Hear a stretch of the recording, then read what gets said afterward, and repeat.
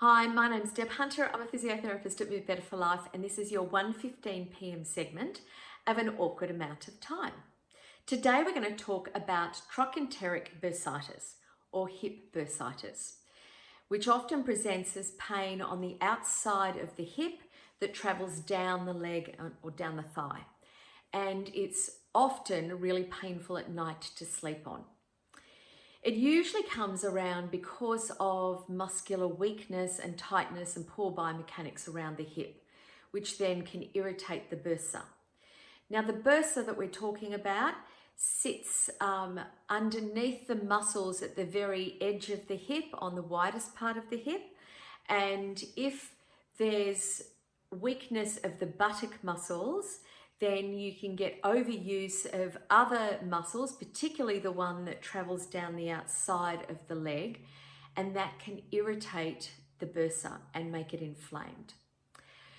Often the buttock muscle weakness combined with increased activity are contributing factors. So what may happen is that you might have had a weak buttock or glute muscle because you might have fallen or hurt yourself or had an operation years before, and it hasn't been a problem until all of a sudden you start to do more and you're demanding more of your glute or your buttock muscle. It's not operating very well, and so then there's these compensatory factors and you start getting hip bursitis. So what can you do to help? There's a lot of things you can do. Firstly, you reduce the activities that aggravate your pain. You identify them and then reduce those activities just until you get your hip and your buttock muscles stronger. You can massage or foam roll the muscles that are tight on the outside of the thigh.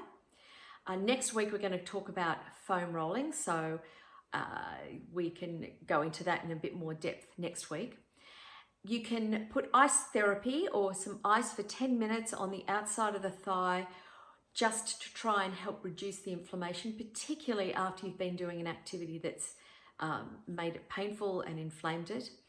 And perhaps the most important thing is you need to strengthen the buttock muscles.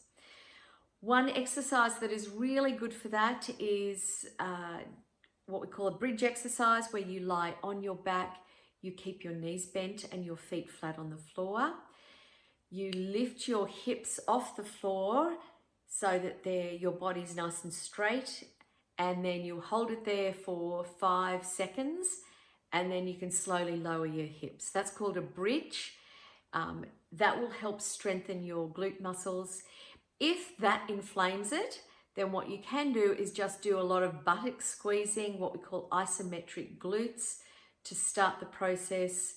Reduce your activities, use some ice therapy, and then you slowly start building and strengthening your glutes. If you need more advice, give us a ring and we can help you. Thanks for listening. This is your 1:15 p.m. segment of an awkward amount of time, and I'm Deb Hunter, and I'll see you next week. Great, bye.